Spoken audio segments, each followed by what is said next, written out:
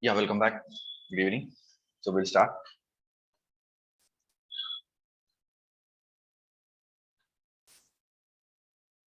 Good evening, sir. Good evening.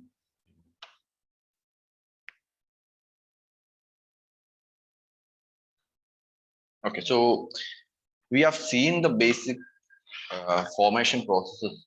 Okay, good evening, Roshan.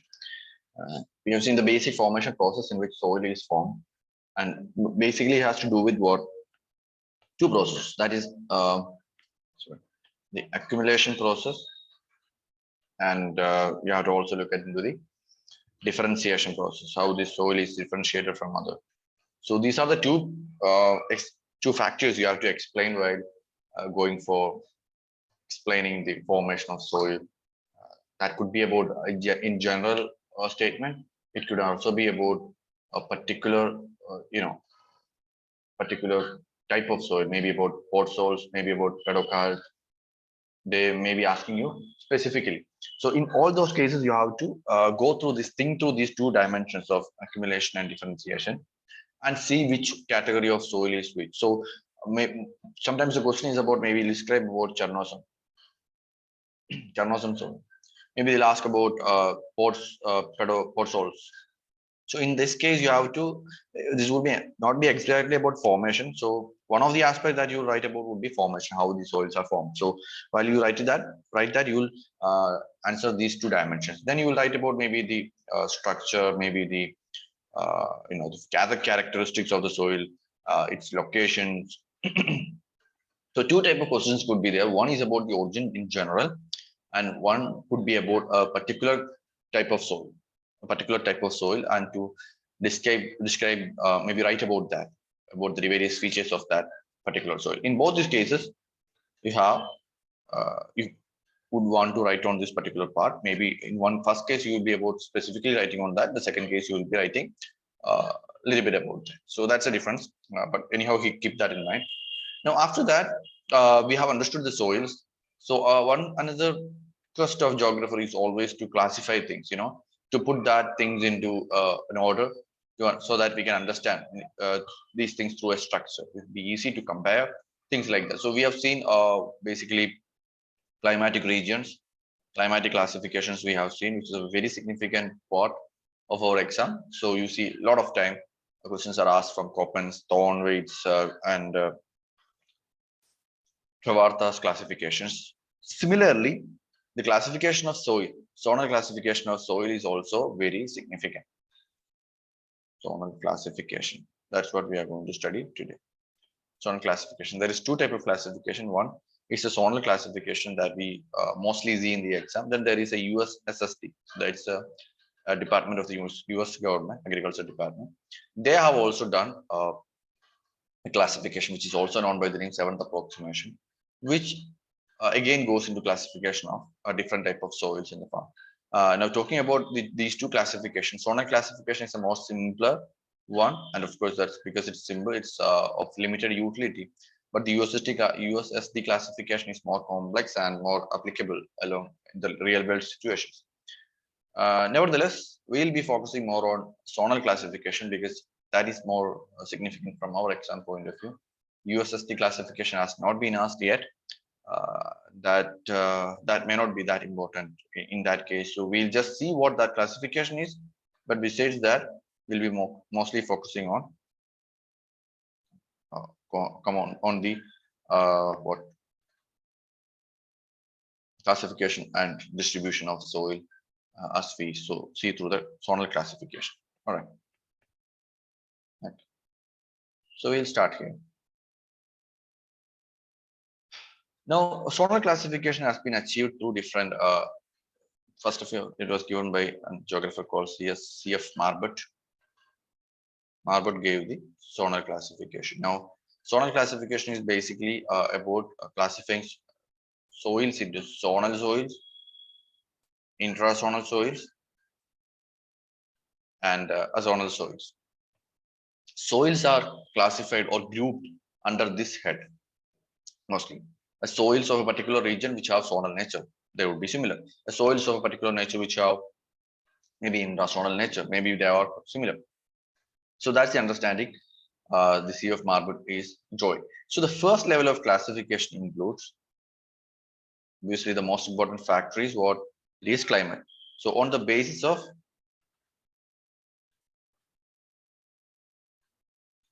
climatic factors, and mostly that is rainfall and evapotranspiration. Okay, on that basis, he is classifying the soils into two groups. The first being pedalfers, and the second being pedocalcs. No, there's nothing like first and second, but nevertheless, for our easiness, we put them as pedalfers and pedocalcs. Now, what is rainfall? Rainfall, we know the amount of precipitation that we get, so it can also be interpreted as precipitation. Now, what is evapotranspiration? That is evaporation. Last class I was just saying evaporation, but now to be specific, it is not just evaporation, but it is also transpiration. Now, transpiration is what? Transpiration is the amount of water vapor that is used by plants. So for their purpose, the amount of water they draw from the soil and give us transpiration. So ask water vapor back to the atmosphere. So these two represents how the water is lost from soil, right? Precipitation means വെള്ളം എന്തേലും വെള്ളമാണ് സോയിലേക്ക് add ചെയ്യുന്നത്. And രണ്ടാമത്തെ കേസിൽ evaporation is what? Water lost as evaporation, water gain.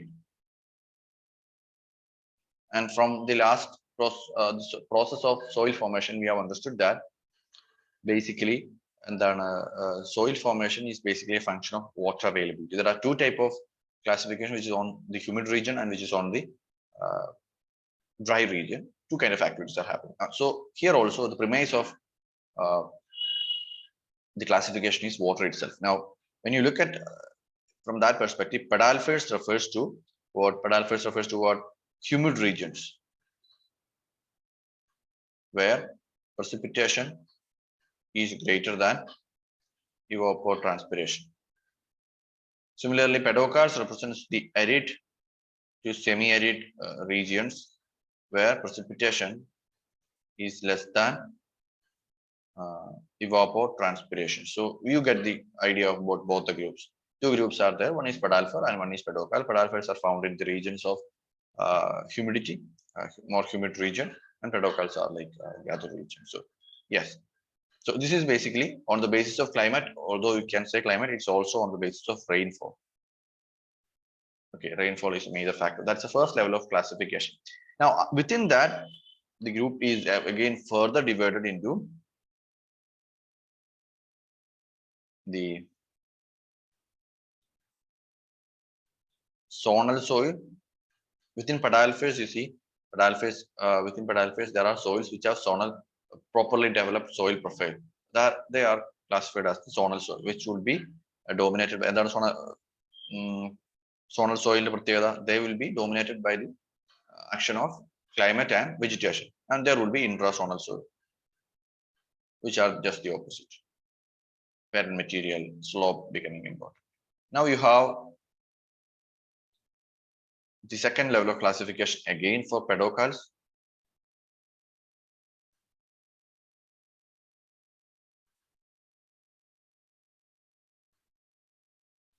Now, pedocalcs also we have the zonal, intrazonal classification. Now here he has brought about one more classification, that is the azonal soil. Azonal soils does not follow the features of either pedocalcs or pedalfers. So pedocalcs has this what saline alkaline nature, and pedalfers is basically about the transition of silica to and fro on the different zones. So this is basically the classification he has made, and within that classification he has brought down several what do you call as several soil groups, accommodated several soil groups within that. Now here mostly you see increasing, look at from an increasing rainfall perspective. So there are several soils which he accounts for So there could be the temperate regions, the cold climate regions will come here first. So there would be soils like the true potsol soils. There is the brown forest soil. We'll see, look into it in detail. Brown forest soil. We also look into the lattice soils, which is the or you can also look into the gram soils. Okay, these are what you call as, I would say, gram soils would come here. Lattice soils and gram soils. So this will be the tropical variation of these later two will be tropical. So anyhow, increasing in rainfall. Similarly, here what would be the factor? Here the factor would be increasing aridity. In fact, I would like to change this also, please.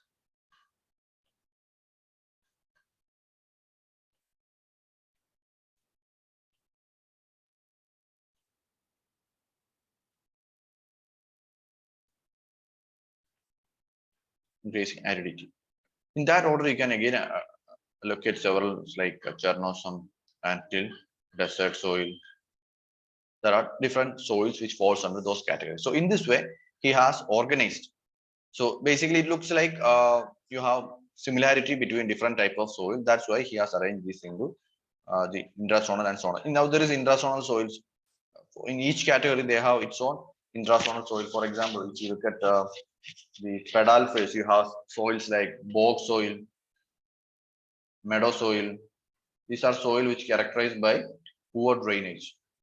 Similarly, in intrazonal of pedicels, you have terra rosa, which is characterized by salinity, alkalinity. So in this way, this is the classification he has used. So we have looked into the second tier, which is based on the zonal characteristics of soils, okay, whether it is zonal in nature or if it is zonal in nature.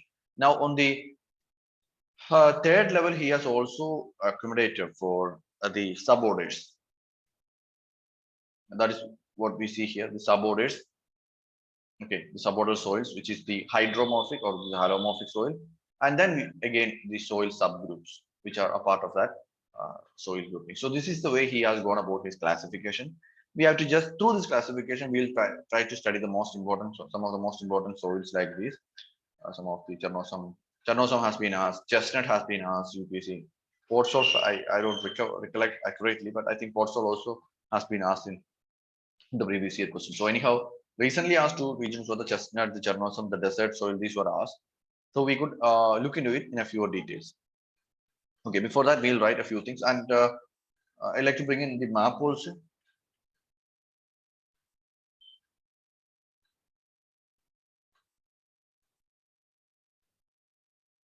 Okay, so if you look at the map, we can see clearly the zonation that is happening there. We'll start with what? We'll start with the potsol. Look into the tundra soil is also the pedalfer. So the most in about polar words ones, tundra soils, which I see in the case of Canada. Also, you can see in the case of Siberia. Then you have the potsol. So remember, rainfall is increasing. So potsol can be seen in between the coniferous belt there, and then you have the brown earth, which is found in the margins uh, of the continental temperate region, not the marine temperate region where you get more rainfall. So obviously here you will be receiving more rainfall than the interior parts, so the brown earth. And after that, you have to look for pedalfers. You have pedalfer in the form of lattice soils. Lattice soils are found in tropical regions. See the rainforest belt, the Amazon region, the Congo region, the equatorial rainforest region. You can see also the monsoonal rainfall region also having similar properties. Then after that, you have the desert soil, where you see the desertic soil, which is again pedocals, right? Pedocals of the desertic region, the Middle East, the Mohave Desert, and I would say so like the Namib Desert, some part of the Australian desert is again having pedal nature, which is of desertic soil. Then Chernosem, which is found, Chernosem are usually found in grasslands. Okay, so the grassland soils of say the prairies, the Pampas, and again the Manchurian plains, okay, the steppe region. So all these are where we find our different types of soils. So this would be the pictorial representation of the zonal characteristics, zonal classification of marble. So this much is what we are expected to study in this context. Okay, get the brief idea. All right, so we'll write few things. So first, please draw this diagram. Yeah, already, but otherwise, please draw this one.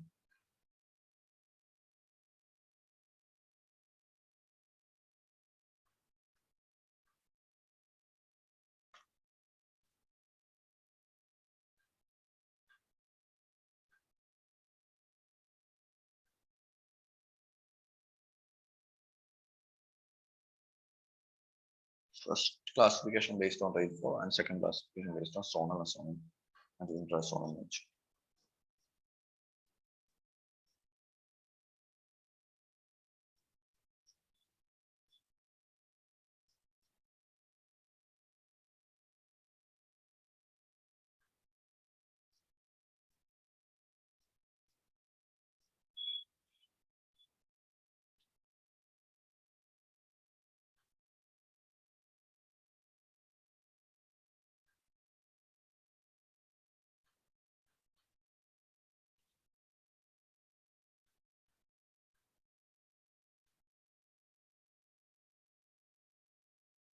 Okay, എഴുതിയോ?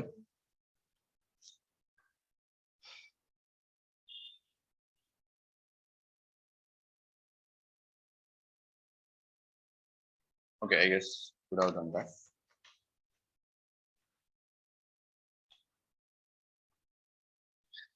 Right, first write a few things about, yeah, okay, Rose, very good. Okay, few things about the zonal soil.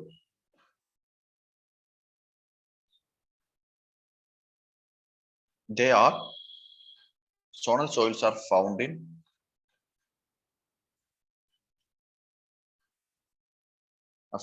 large zones of earth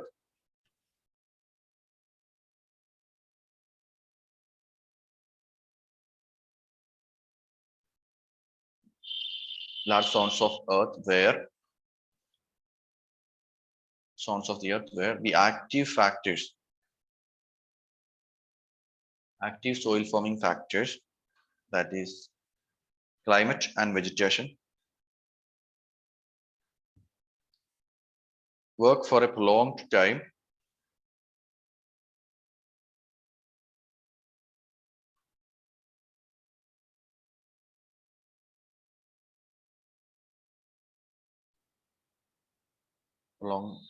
due to which these zones are these soils are most effective in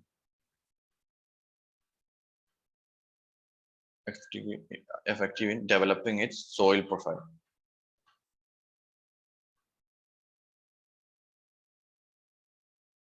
So that is the zonal soil for you. Then you can talk about the intrazonal soil. So again, you can give examples for zonal soils. You can take the example of pot soils, chestnut soil, prairie soil, lattice soils, all those are examples. Intrazonal soil, when passive factors like passive soil forming factors like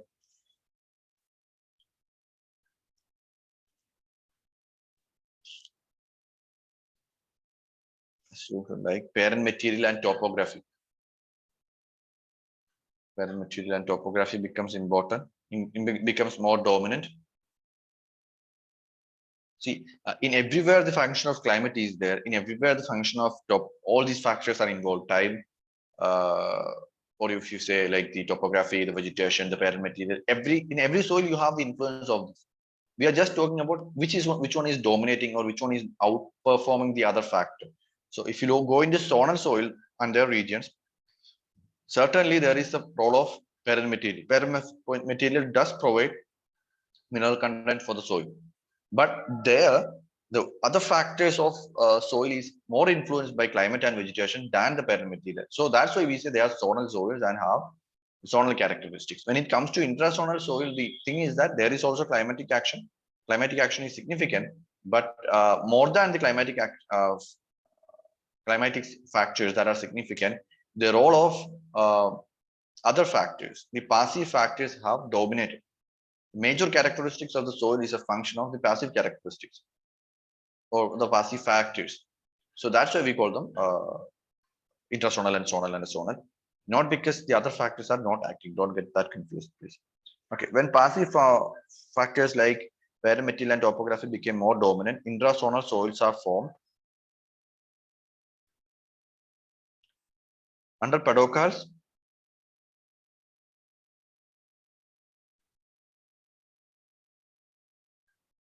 parent material can sometimes become more dominant factor.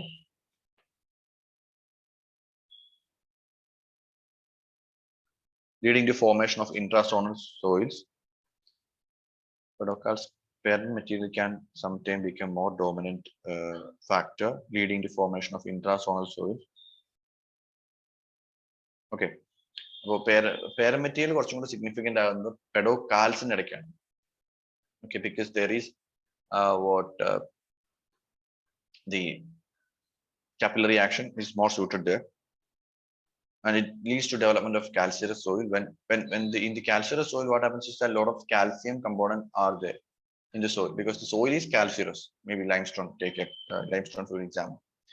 And when there is no such minerals which are soluble in water and the water is evaporated, you get what soils which have huge amount of saline materials which are there. Okay, where the parent material is more dominant. Okay, now under pedal phase,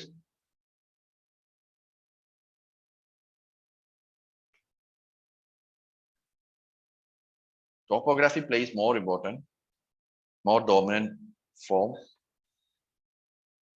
more dominant role. Topography plays more dominant role in the formation of intrazonal soils.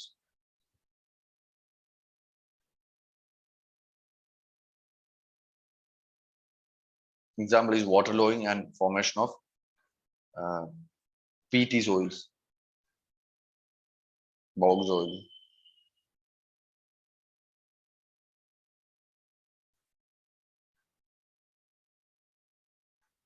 Okay.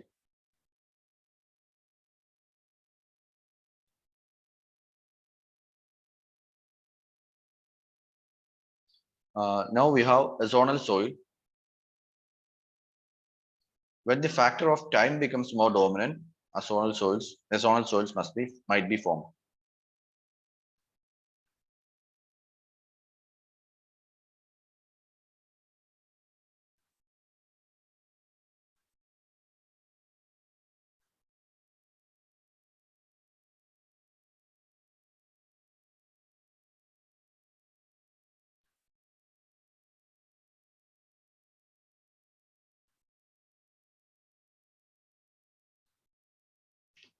Okay. Example, recently developed soils, or example, exponential example, for recently developed soils lack a proper soil profile.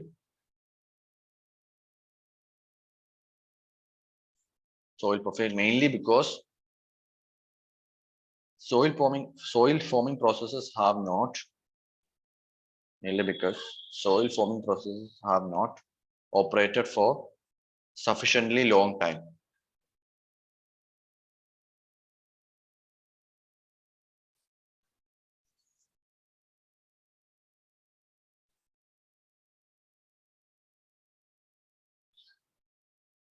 Okay, with that we can move into the different type of soil and see their different properties. Okay, so I think we'll go hand in hand with writing with dictation. Give me a second.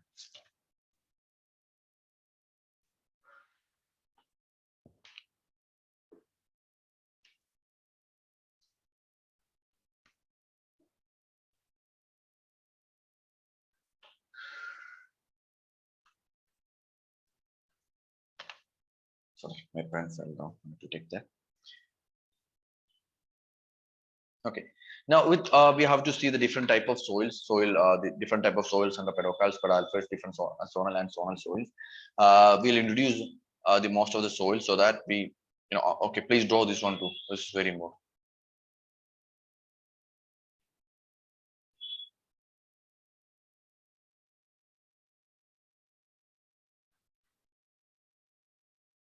So if you look at your books, you will find a very complex diagram uh, or map.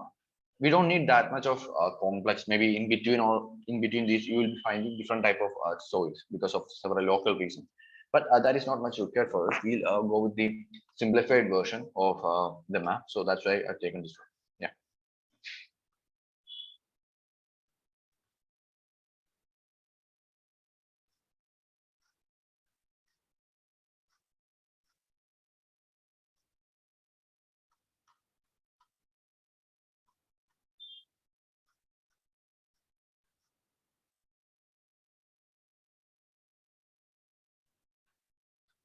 Let me know once you go there.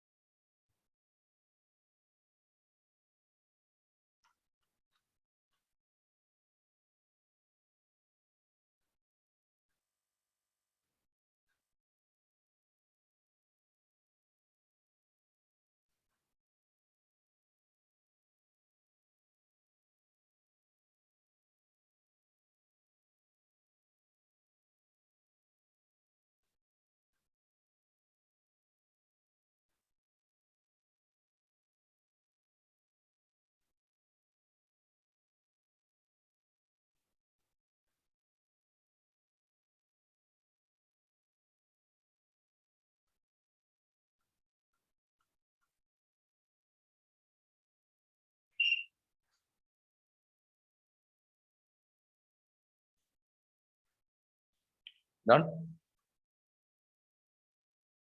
What's your name?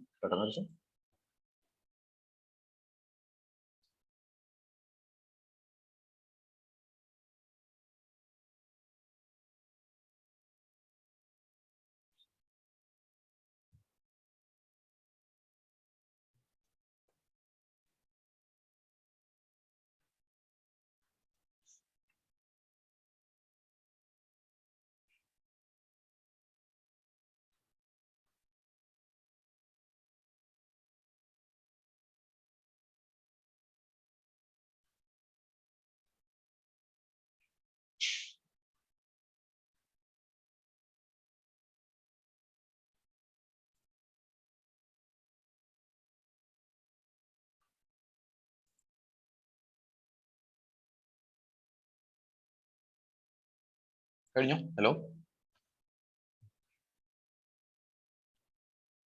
Settlements. Do? അല്ല 2 minute കഴിഞ്ഞു. Okay. Okay.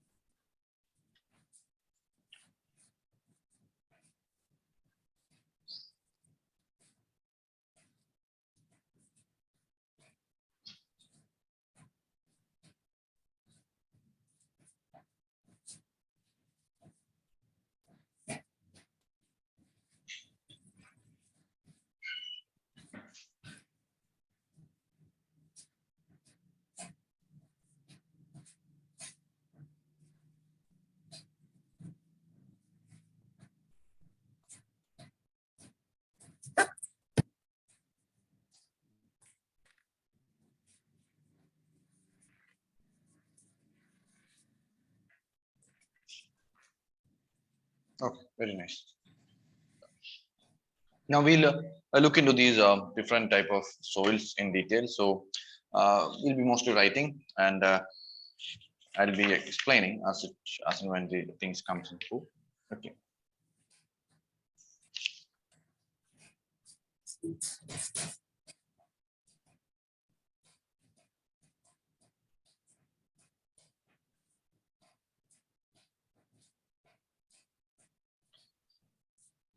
So we'll start with tundra soil. Tundra soil. Tundra.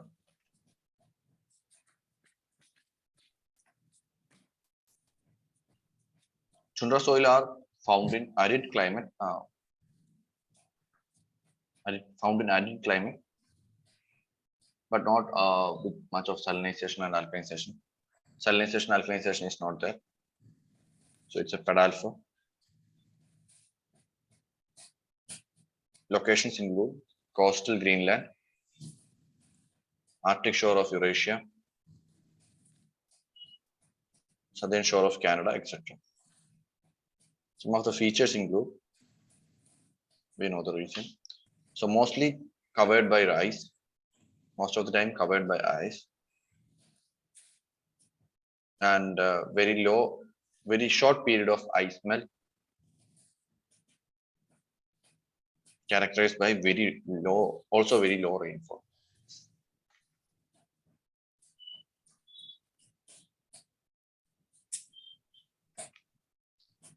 They are more present as skeletal soil.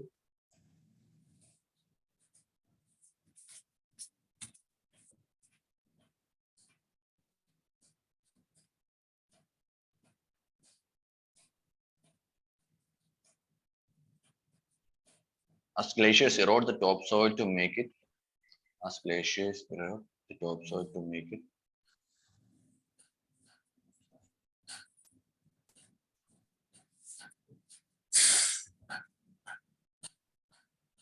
it very thin and ill-developed soil profile.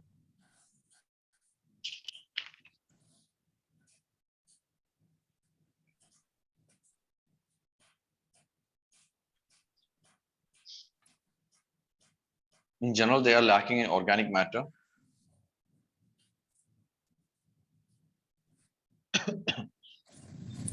Generally due to scarcity of vegetation. Lack of organic matter generally due to scarcity of vegetation in such climate.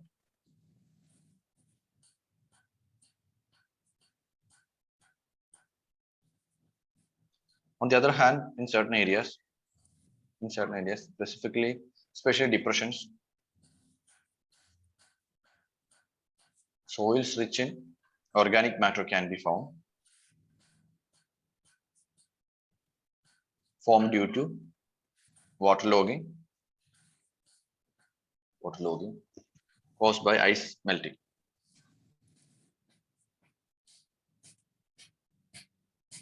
Okay, and as far as human utility is concerned, not much utilized by human settlements, characterized by very low agriculture. So it's mostly those regions where it's most of the time under ice cover. So the parts of Siberia, the extreme north of Canada, etc., are the regions which have these kind of soil. Now the next one is port soils. Port soils. Port soils are formed by the process of silication, which we have seen earlier. So there is no need for explanation. Mainly because of the actions of the coniferous forest and chelation, which we have already mentioned.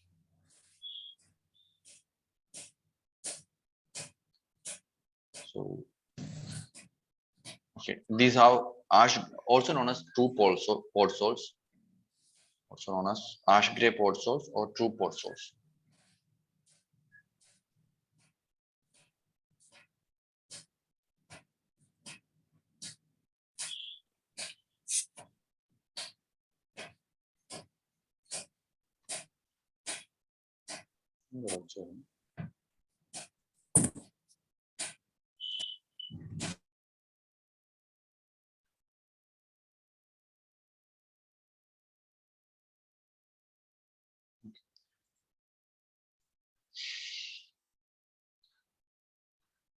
they are ash gray in color.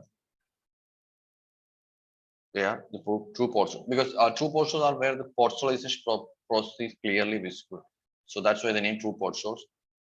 So they are ash gray in color due to dominance of silica.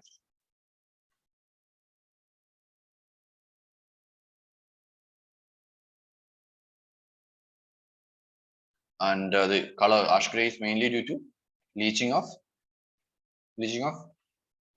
what? എന്ത് leach ചെയ്തിട്ടാണ്?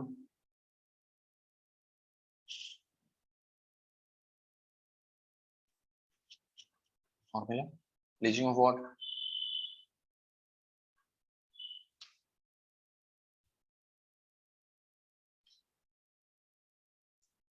എല്ലാവരും മറന്നുപോയോ? Iron and aluminum. Iron and aluminum. All right, iron and aluminum.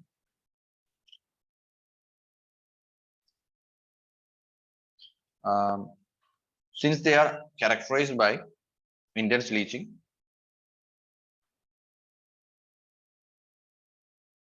they become acidic in nature. Yes, since they are characterized by intense leaching of these minerals, they became acidic in nature.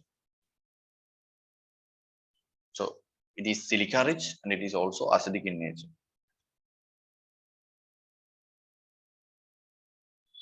In certain regions, there can be development of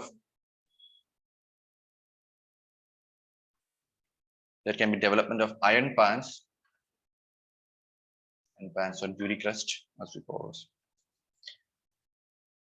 which is formed in the lower horizons, B horizon. Okay, can be development of iron fans due to deposition of iron in lower part of the soil, lower horizons of the soil, due to deposition of iron in lower horizons of the soil. This makes the soil impregnable or impermeable. Impermeable can be used. Impermeable. Impermeable means to let water pass through. So it makes the soil impermeable and leads to waterlogging during the summer season. Impermeable and leads to waterlogging during the summer season when ice are melted.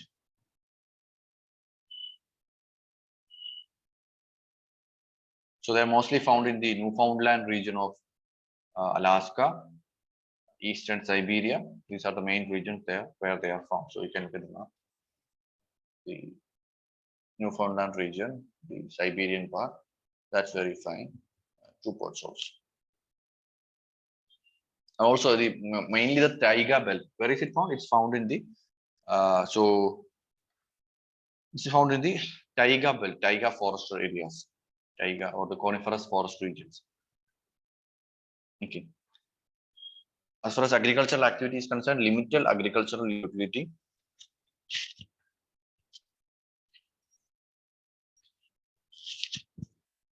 Limited agricultural activity due to permafrost conditions in the winter. Permafrost due to ice covered conditions in condition of soil in winter, and waterlogged conditions in winter, in summer. So by draining out the water, you can go for cultivation in the summer, but that's in a limited manner.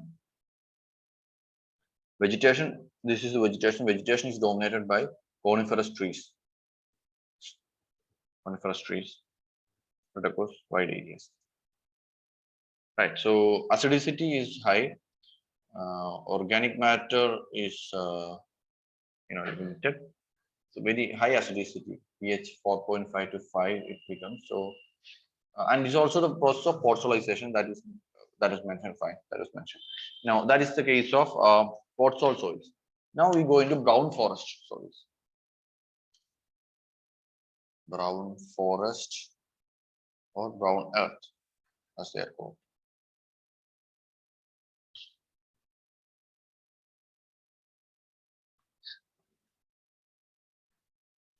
So these are not the coniferous forests as we uh, found earlier. We will start with a line like towards the southern borders of Potsol soils.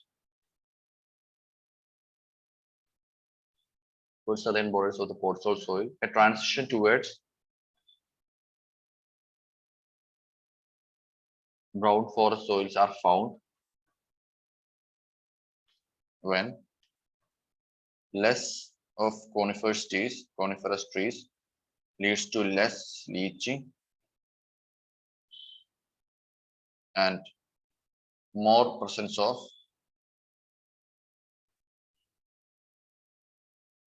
aluminum and iron.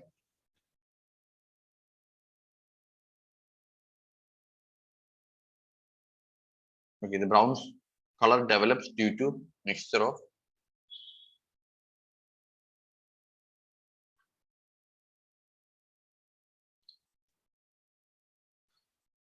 potsolization is less. Less leaching means potsolization was this weak. Okay, brown color develops due to mixture of iron and humus.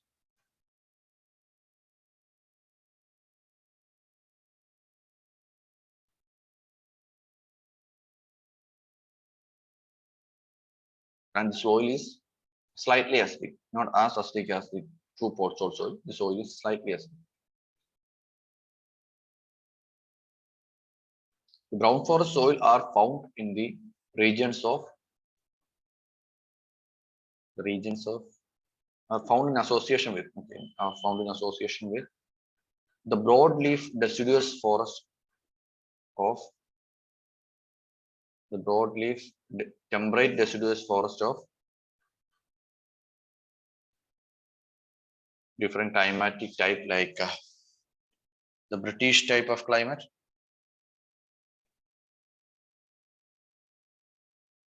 the Laurentian climate,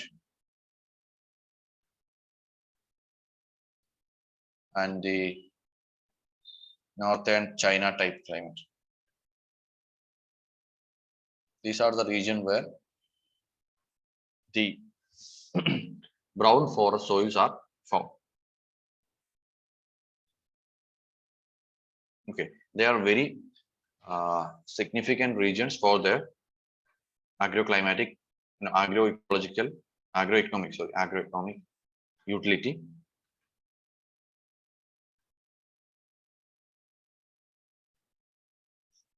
Highly significant for agricultural regions. Rice, wheat cultivation, and horticulture are the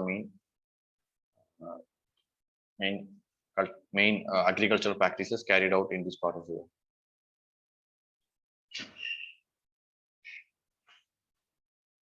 So the presence of organic matter makes the soil more nutritious compared to the true Potsol soil, which is also characterized by high acidicity, which does not allow much of the crops to grow. So here that situation has been, less moderated, and you can go for good agricultural practices here.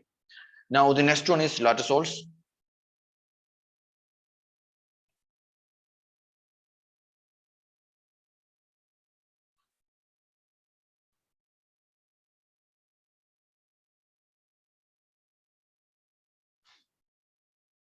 Latosols are characterized by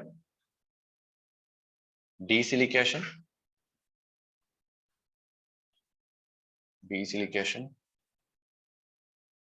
caused by high rainfall in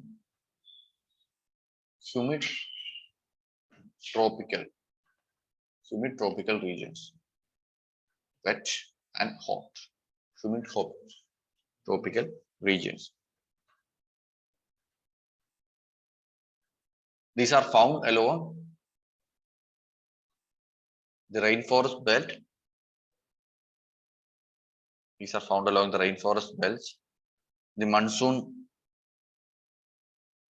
belt, and the humid regions of the savanna landscape.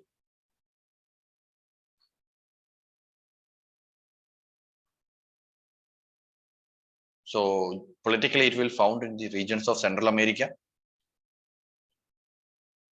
Brazil. Let's study. Okay, Central America, Brazil, some part of the northern Australia, where again you have the monsoon climate there. The reverse of Indian monsoon is found. Some part of eastern Australia, some part of South China, you can see this climate, and the African part of African equatorial part, we can again see the latticeal climate soils, okay, because they are the humid tropical regions. They are characterized by concentration of iron, Fe, and aluminium.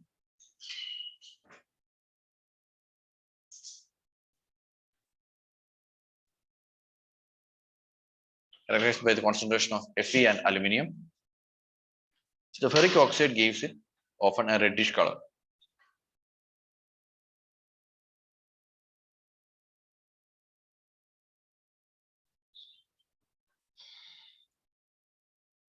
Much of these areas are covered by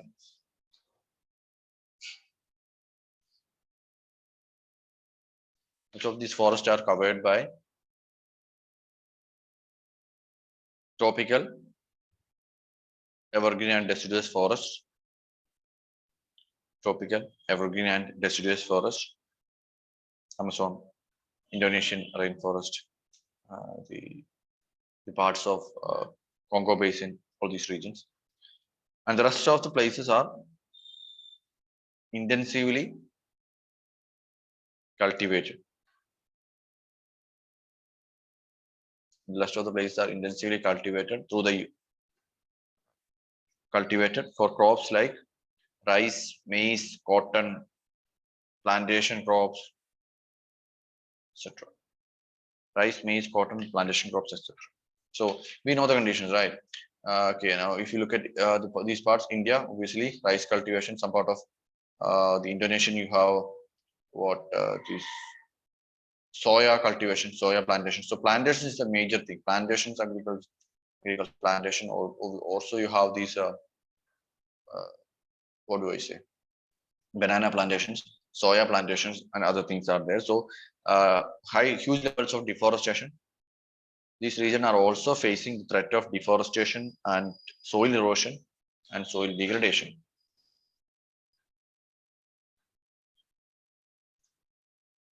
As they are highly prone to leaching.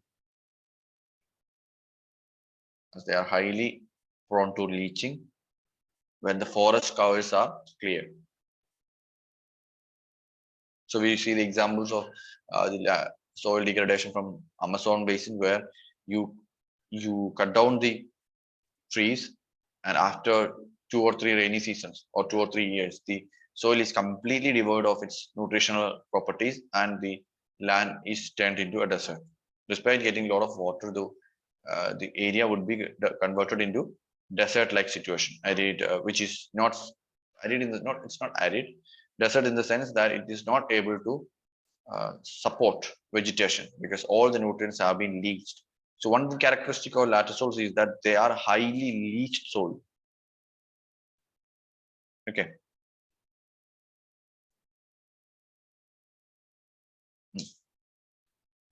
Then you have groom soils, another category, small category. Groom soils can be written. Groom soils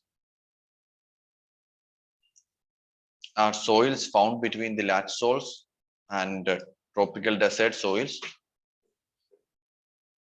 Groom soils are soils found in the transition zone between lattice soils and tropical desert soils, mostly found in the savanna belt,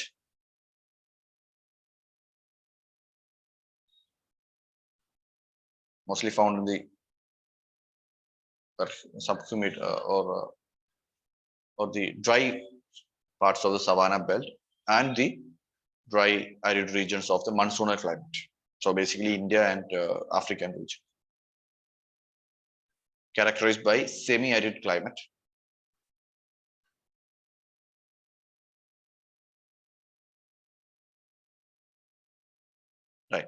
So that much soils we can see. Now intrasonal soils in pedalfish.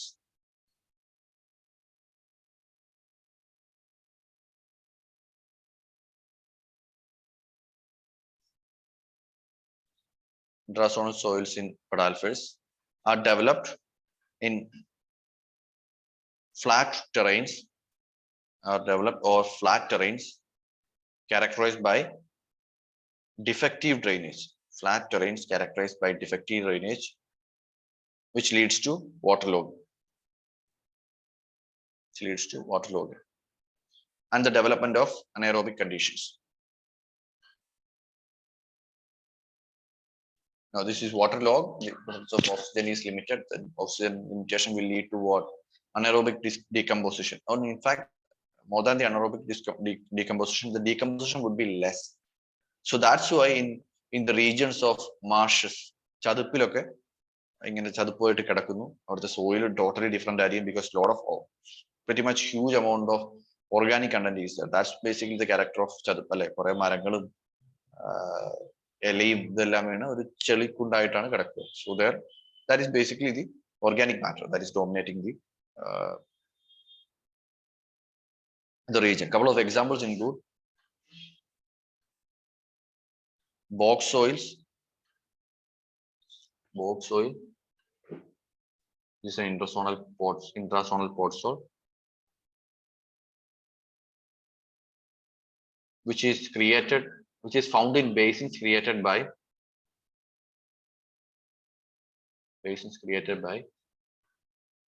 glaciation of shallow depths.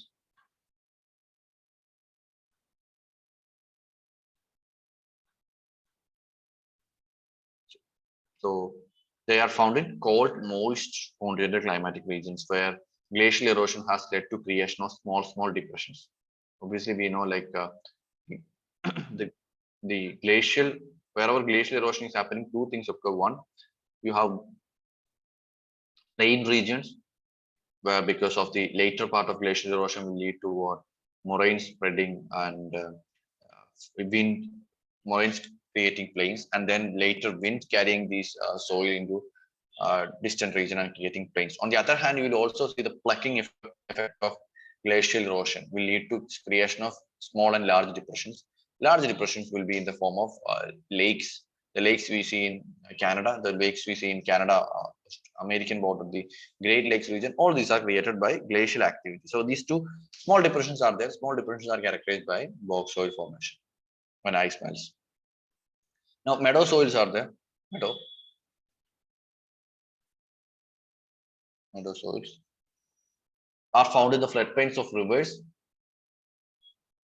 where anaerobic conditions lead to thick humus layers, formation of thick humus layers.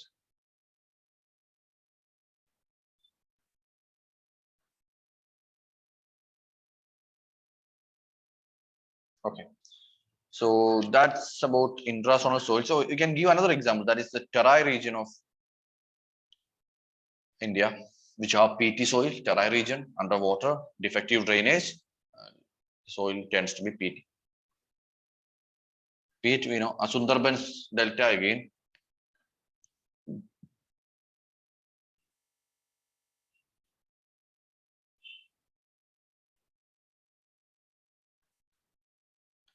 Now the next one is pedocals.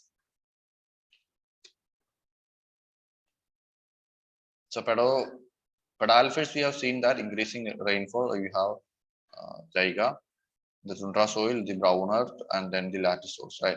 Now with the pedocals, the condition is like increasing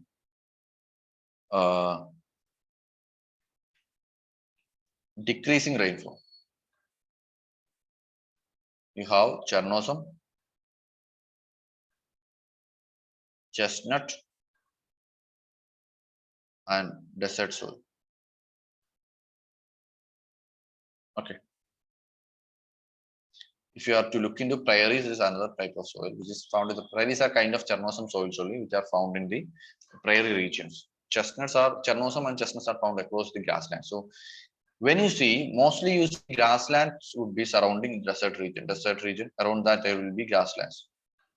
Okay, so the soil would be, this will be desert soil, and this you will see chestnut transitioning into Chernosem. So these are both soils which are found in arid to semi-arid conditions, where water availability is less. And when it's extremely less, you will see desert soil. All right, so we'll write on that. So let me give you an example for that even. When you look at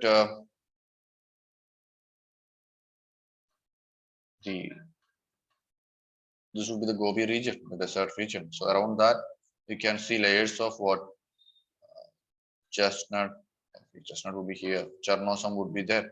So the steppe region, the Ukraine, all this region would be having Chernosem soil characterized by less aridity than the desert soil of the interior part.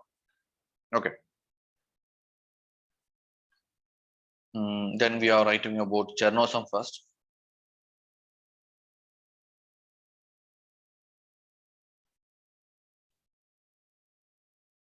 Found in semi-arid type of climatic regions. Semi-arid.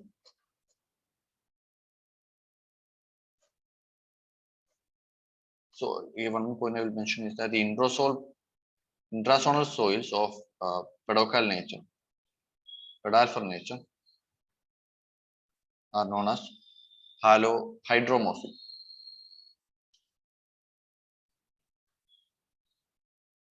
That means like water-based formation. So should not be confused. The intrasonal pedalfers are also known by the name.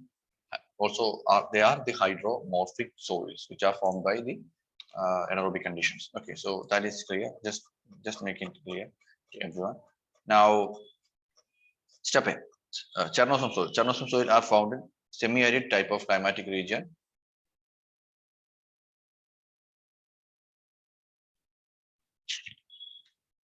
Areas include the Great Plains of North America,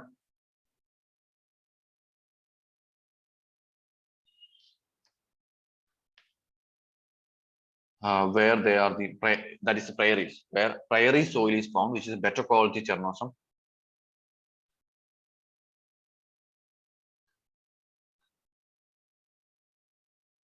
Southeastern Europe to Central Asia, this region.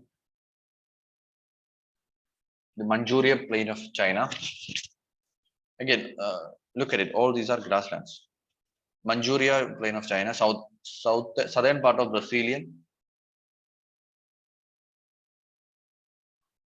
and the parts of Argentina characterized by Pampas and Pampas region.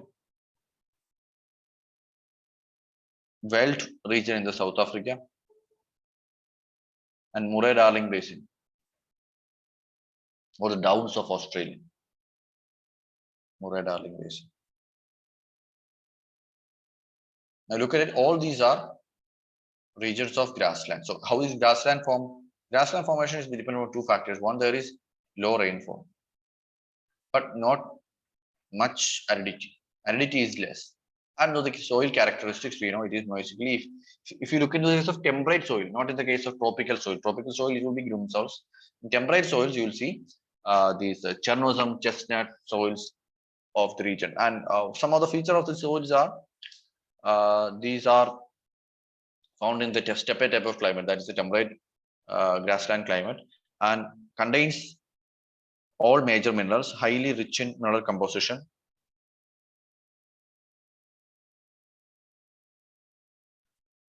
Salinization process is found to be dominant and soil is well supplied in nutrients.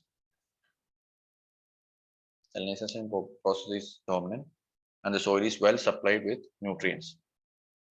The soil is found to be very useful for agricultural practices, extremely useful suitable for agricultural practices. For that, it is known as the wheat baskets of the world. The prairies, the chestnut, everything is highly regions of extensive agricultural practices, right? Now the next one is chestnut. Chestnuts are found along the dry borders of Chernosem. dry borders of the Chernozem soil and represents a degraded form of Chernozem soil. Degraded form of Chernozem. Capillary action is more intense due to less rainfall. The capillary action is more intense due to less rainfall, which leads to excess collection of salts on the topsoil.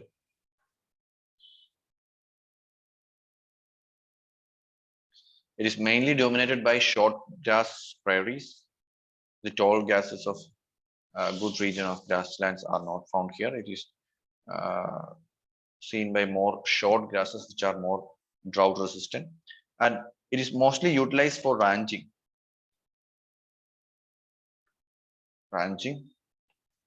and livestock rather than for agricultural practices, because that much of water is not found in the region.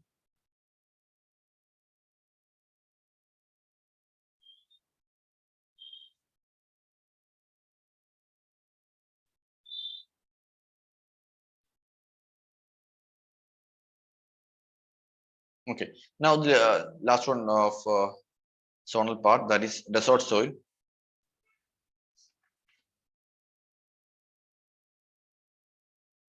Desert soil.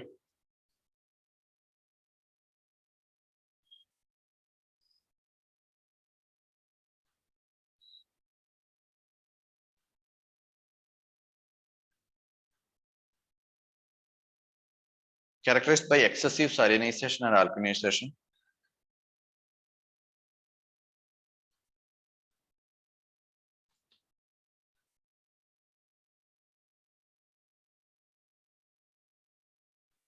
However, concentration of salt is not toxic level, not up to the toxic levels.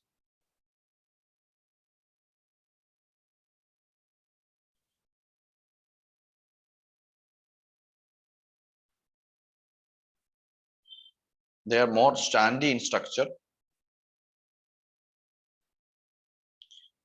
and hence less retentive of water. They are more sandy in texture and less retentive of water.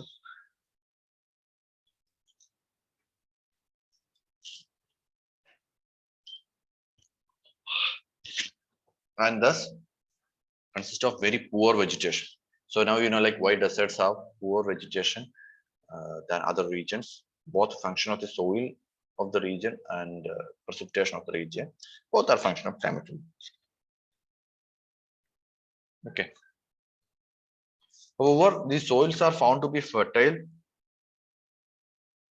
can become fertile if sufficient quantity of water is applied, as in the case of the Sri Ganganagar district in India.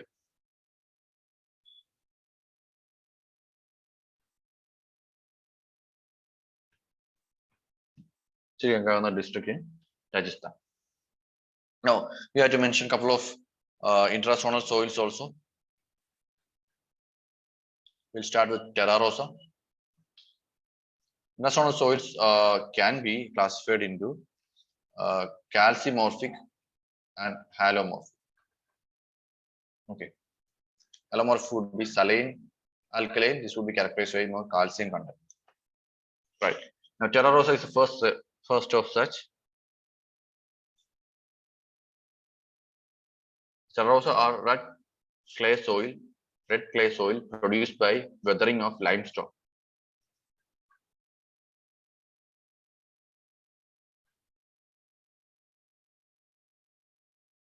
Characterized by weathering of limestones in the Mediterranean climatic regions.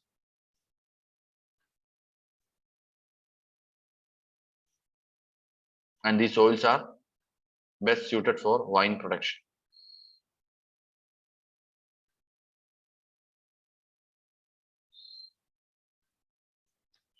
Another one would be Rendesina soil.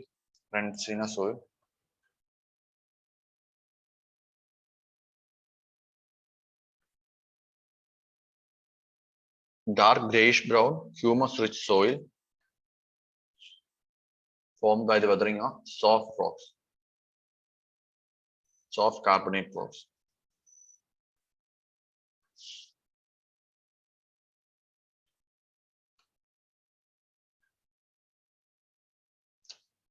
Now, halomorphic we can saline alkaline soils.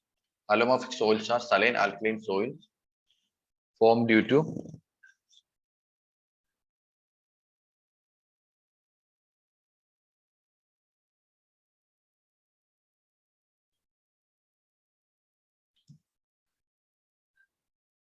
saline alkaline soil formed due to salt precipitation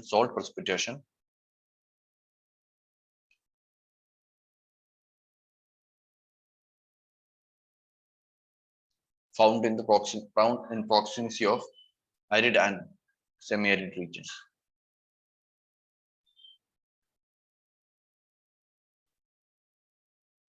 ഇതിന്റെ different characteristics ഉണ്ട്.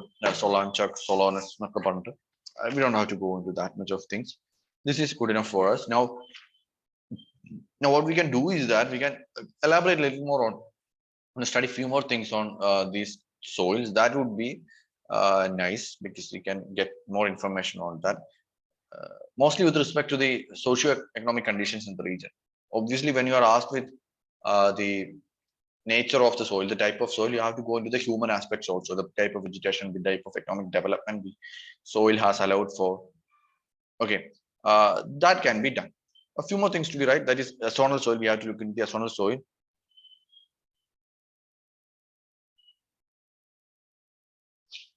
Lithosols, write about lithosols a bit.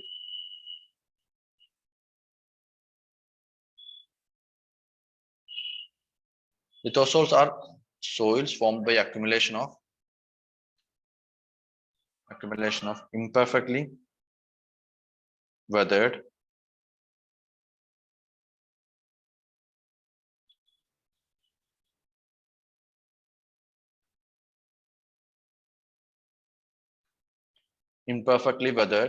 rock fragments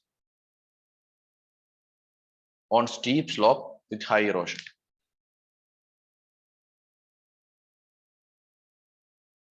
Okay, another one is the alluvial soil, which are formed or floodplains by successive deposition of sediments brought by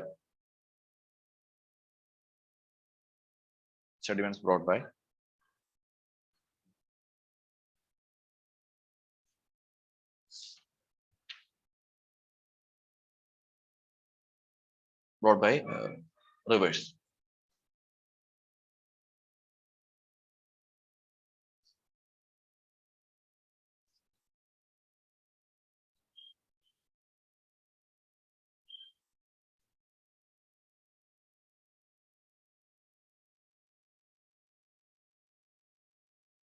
Okay.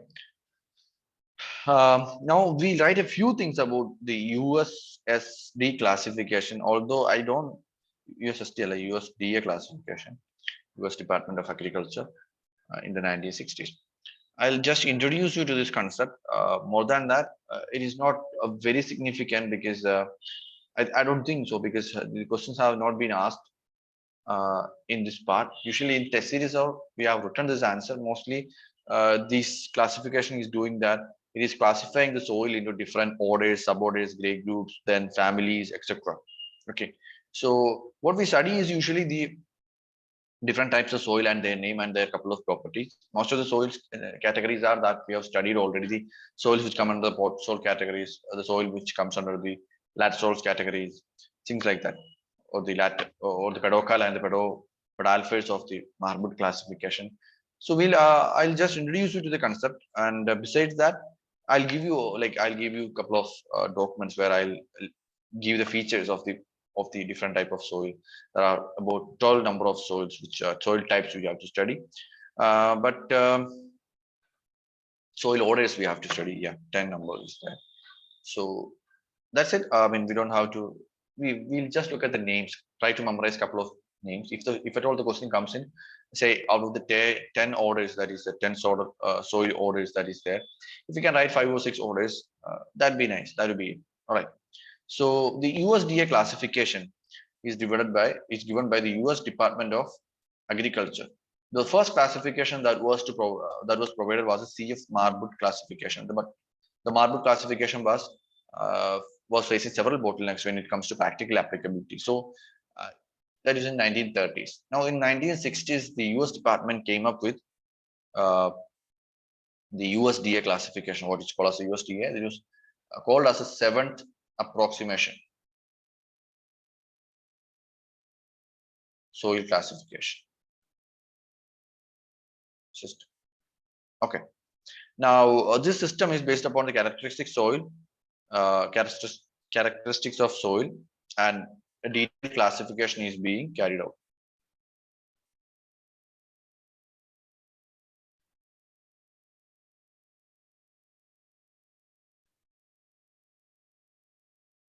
Each soil group is divided into several orders. Then they are divided into sub orders. Then there is grade groups. Then there is subgroups, families, and series. Now there are 10 orders as far as the soil systems are concerned. Video പോയല്ലോ കേൾക്കാമല്ലേ കേൾക്കാൻ കുഴപ്പമില്ലോ കേട്ടോ sir all right. So about 47 suborders, and then it just 180, 960, 4,700, 10,000. So that is not much very relevant for us. The levels of classification is as per this. So just understand what is the 7th approximation or USSD classification. That is would be fine for our purposes. And I'll just also introduce the few of the orders, suborders, and grade groups, how they are formed, and then we'll leave it at that. We'll leave it at that. Okay. So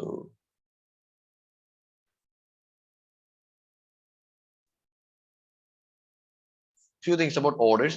So first, write a couple of things about orders. So we'll get an idea like what's the basis of this classification.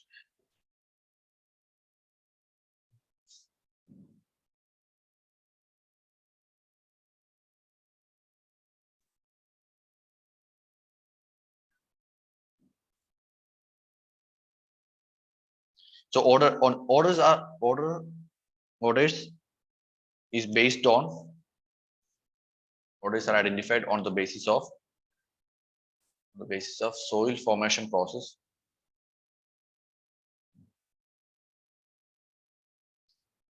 soil formation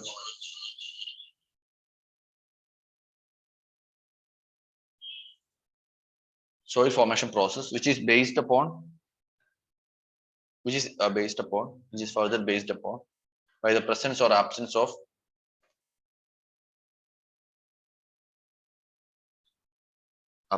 major soil horizons. So kind of similar to the zonal and zonal classification, right? You're looking at the soil horizons, the absence or the presence of it. So mostly it would be the orders that we have to study. There are different orders like spot soils, arid soils, antisoils, endisoils. Okay, for endisoils, if you look at endisoils as astronal soils of Marbut, antisoils are volcanic rocks. Say that would mean antisoils are our black soil kind of soils. Now there could be alphisoils, which is the forest vegetation. There could be mollisoils, which is kind of like the Chernosem of Marbut. So it's just that you have to antisoils are there, which is xerosum in the Marbut. So we have to just identify the name and associate it with Marbut, and then we will be able to equally identify which soils are what. Now oxysoils would be our latisols, which are found in the equatorial regions. Okay, so all that is expected from this topic is just that you need to identify how this classification is arrived at, and just then associate it with the names that we are more familiar with, which is the Marbut classification. Okay, now suborders are identified suborders are identified on the basis of properties like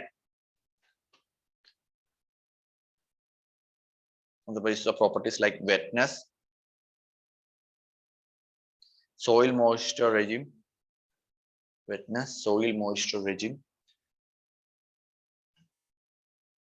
parent material,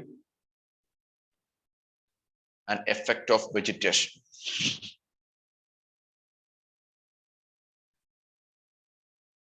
The grade groups are identified on the basis of similar kind of arrangement and degree of expression of horizons.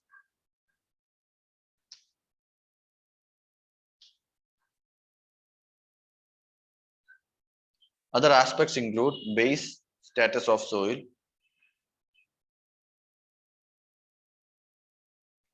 soil temperature regime,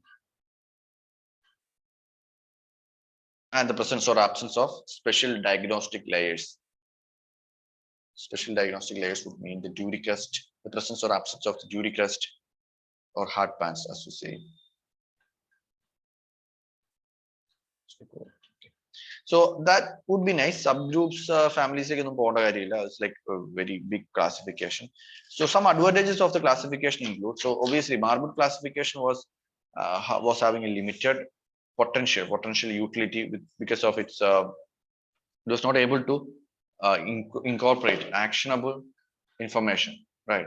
This could have been academically would be nice, but no, not that. Practical utility was less. Now, advantages of this classification include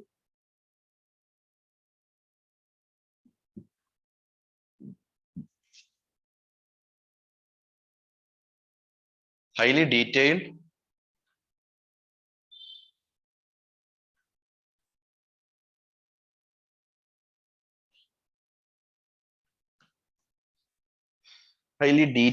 classification due to which the classification provides for properties of the soil more elaborately.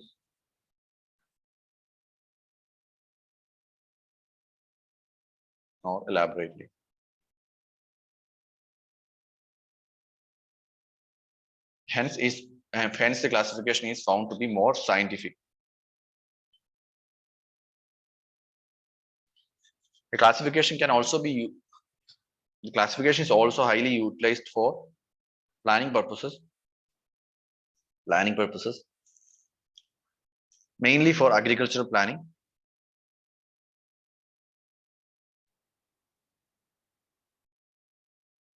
Thus, agricultural planning for crop mapping, crop combination, etc.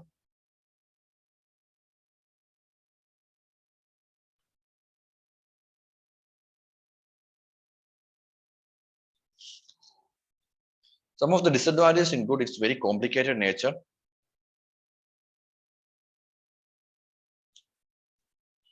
Some of its disadvantages include its complicated nature, which renders it less useful for journalists and geographers.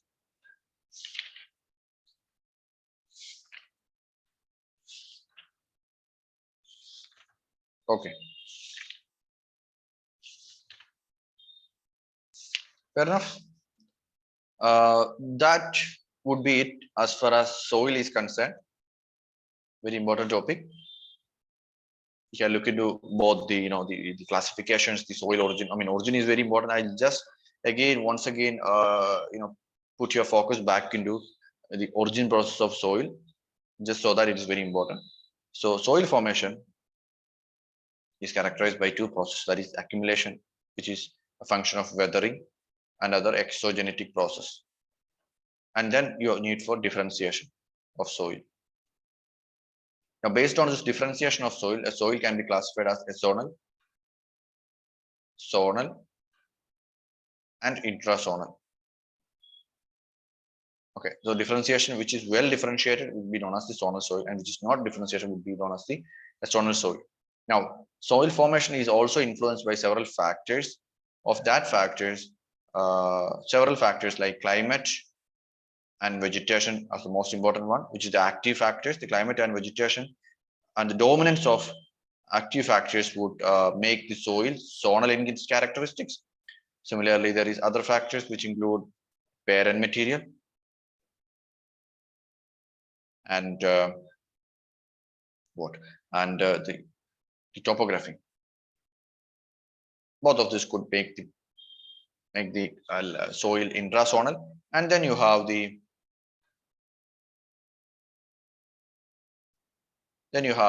time as an element, which time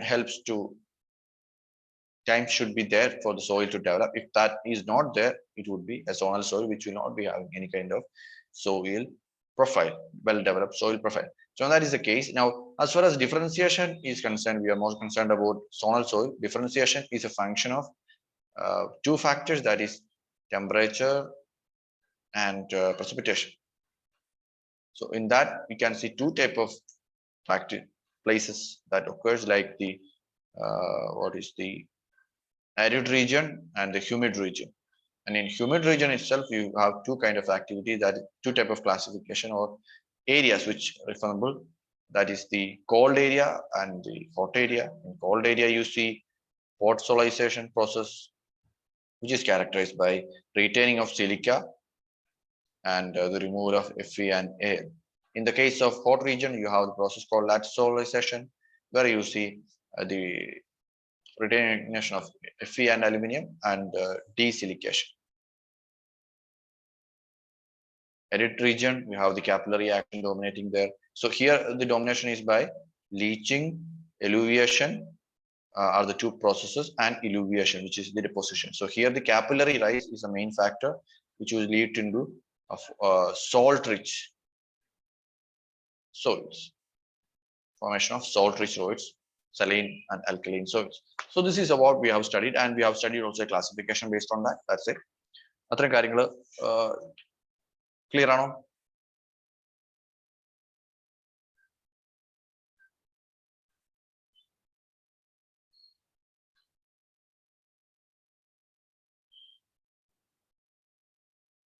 Okay, very well. That lets us move ahead from the soil factor. Now, we are coming to soil because we are more concerned about what you call as biogeography. Biogeography includes living beings.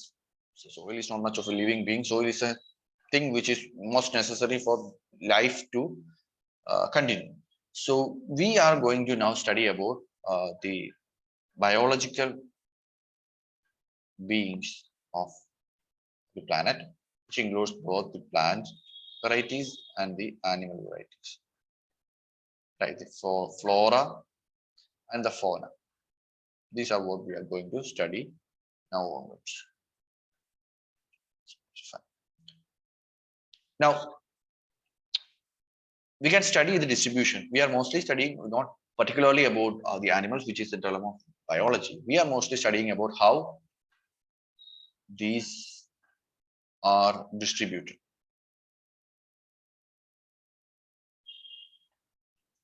How these are distributed. We'll see how these are distributed in the sense of factors affecting their distribution and the area where they are distributed, or the zones where they are distributed. Now, the zones can be studied from two perspectives. That is, one is a biome-based study, which is each biome. We study one biome and how they are. There is also, we study this by locational aspect again, which is like which are the regions which are, we are classifying. This is classification. This is ecosystem perspective, environment ecosystem perspectives, where we identify different type of biome, rainforest biome, grassland biome, monsoon forest, location, which is basically how we are identifying the similarity.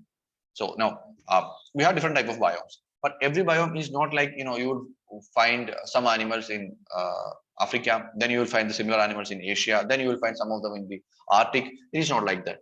You will find some animals in the Arctic and Arctic only. You will find some animals in the Africa and Africa only. Sometimes you will find some of the animals in Africa, also in India, also in Asia.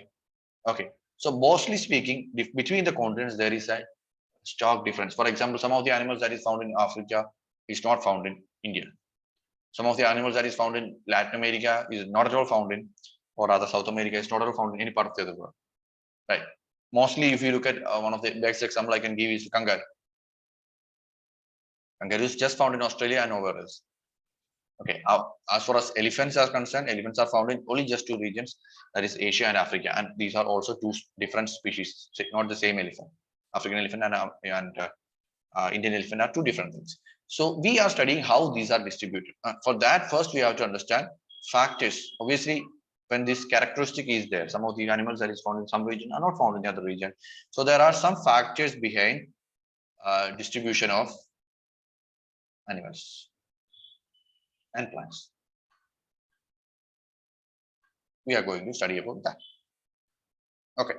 Now we have to identify the factors. Factors can be classified into two groups again for our purpose and for easiness of our purpose. First of all, that we have the general factors.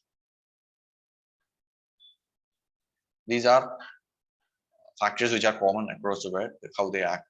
Then there is the regional factors, which brings in differentiation. Okay, we are not much going into the regional factors.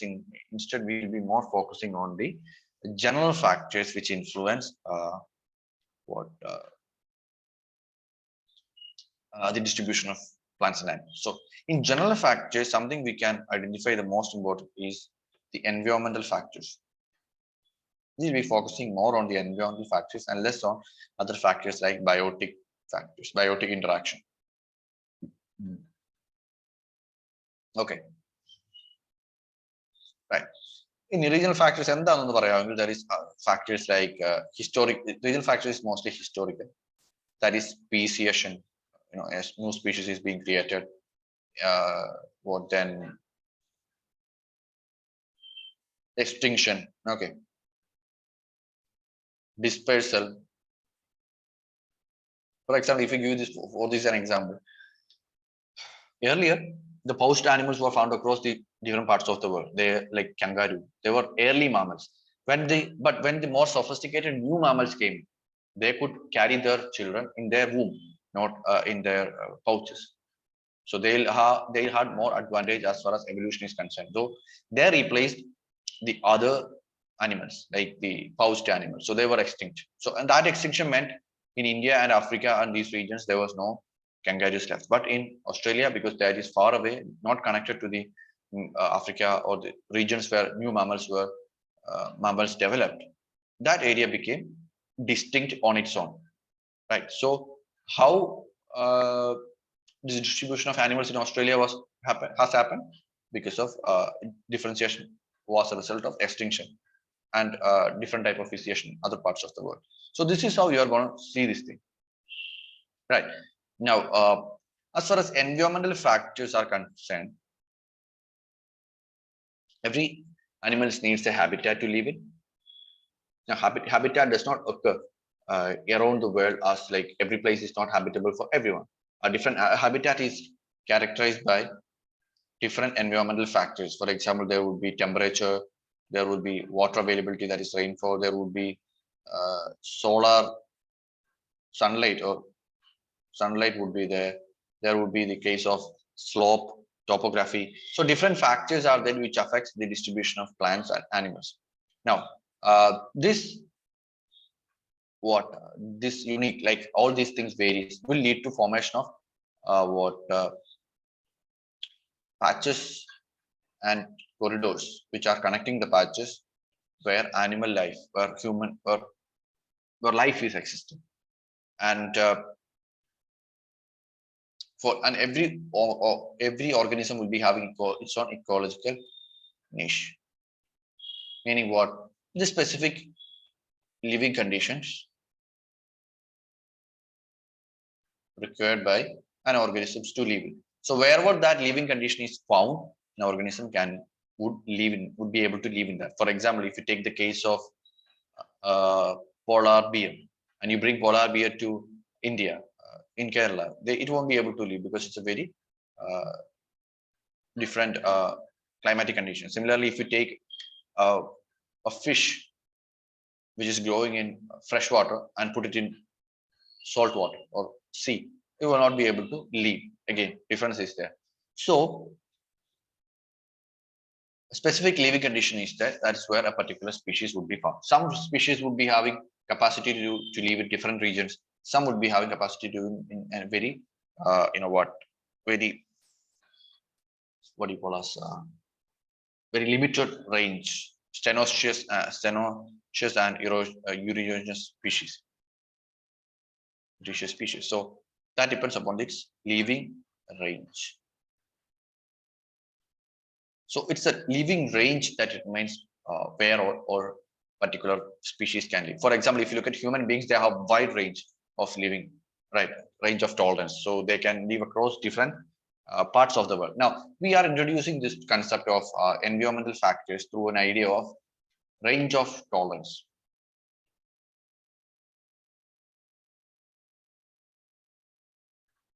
Because there are other several factors, temperature, sunlight, different factors are there. And for each factor, a particular animal would be having, or a species that includes plants too. They will be having a range of tolerance. Range of tolerance would mean what? The maximum, minimum range, and the maximum range within which it can live. Beyond that, this would be stress conditions, which will face eventual death. So this is the range at which an animal can live. So say temperature, from 5 degree to 25 degree. This would be a range. If it is so, this particular species, and this would be this optimum, maybe 15 degrees Celsius. So this would be the range at which a particular species can live. Another species would have maybe a range of this one. Okay, so that is the factor of range. So there is a minimum and there is maximum. And species are found between this minimum and maximum. That's the concept of shelf life. Some species have wide ranges, that is Euraceous species, and method which have small range, they are not Stenoceous species. This Euraceous species will be spread across region, and this region will be spent in endemism. There will be finding very, when you talk about a particular fish or a particular organism that is found in a very limited region, probably because they have endemic nature. There are other factors also. So this idea was given by a geographer known as Shelford. Shelford gave the idea of tolerance and its relation between a range of distribution. Okay, so we'll dictate that, write that, then we'll space, and the next day we'll look into couple of environmental factors which are acting as the tolerance ranges, right? So first of all, you go to write this much. I think you wrote that. Then we have to draw this, but we'll come to that. So first of all, just start by writing. According to the concept of tolerance by Shelford,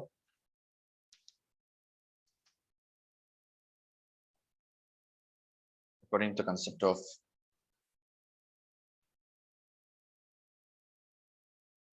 range of tolerance by Shelford,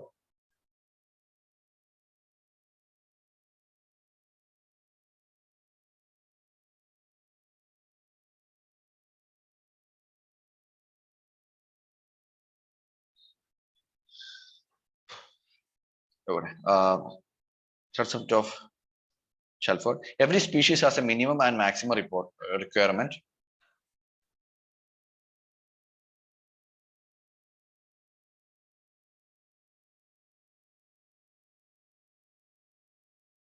Maximum requirement for each environmental factor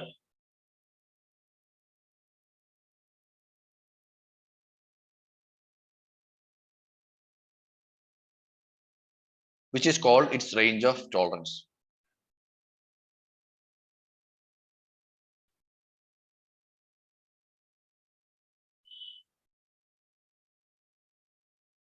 It's called its range of tolerance. In between these two extremes,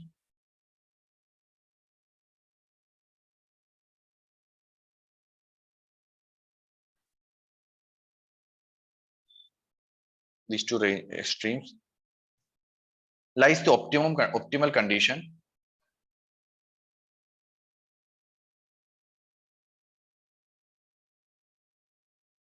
where growth of species would be maximized.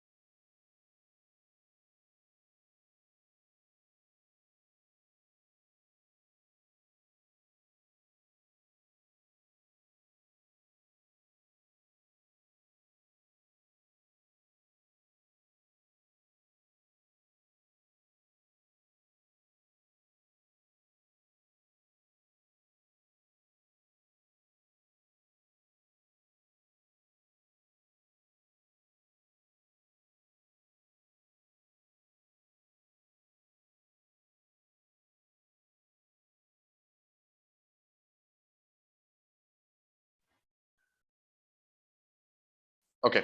I think I was talking about that particular one.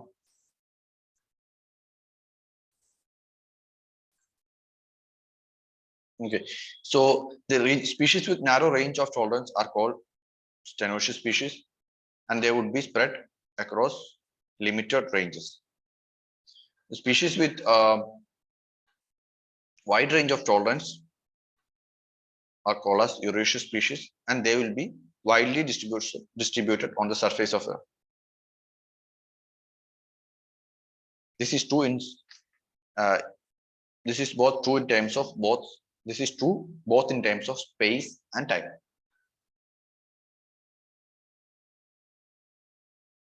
Okay, both space and time. In case of environmental changes, in case of environmental changes, species with wide range of tolerance would have more probability of survival. So when extinction is happening, species with very limited, sorry, Naros, sir അറിയാണ്ട് വന്നതാ. okay. Um, in case of environmental changes, species with wide range of tolerance would have better chance of survival. According to Shelford,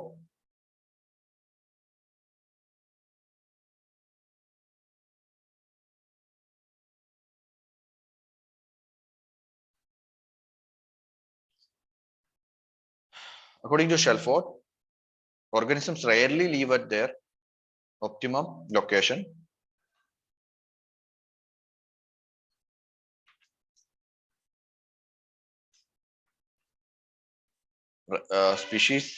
Organisms rarely live at their optimum location because of competition from other species.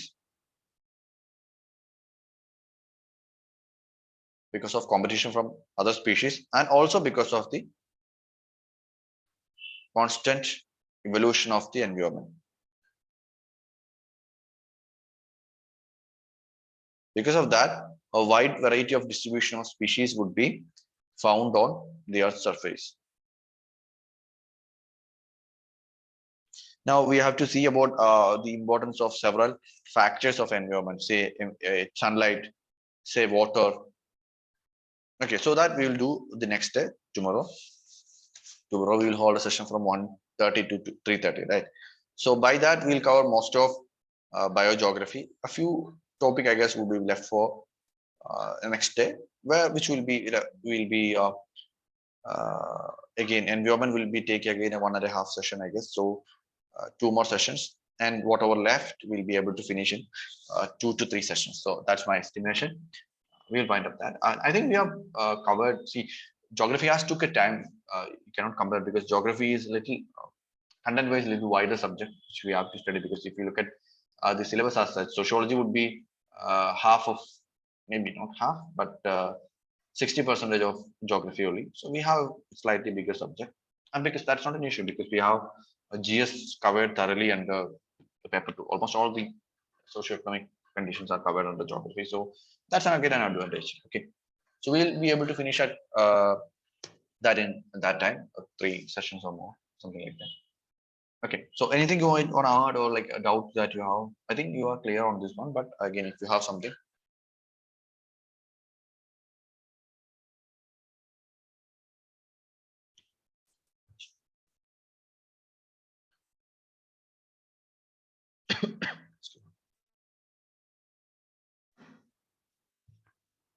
Something?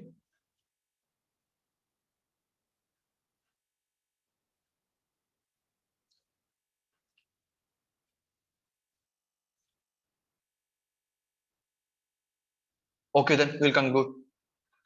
We'll meet tomorrow 1:30 to 3:30. Okay, good night. Okay, sir. Thank you. Good night. Good night. Thank you.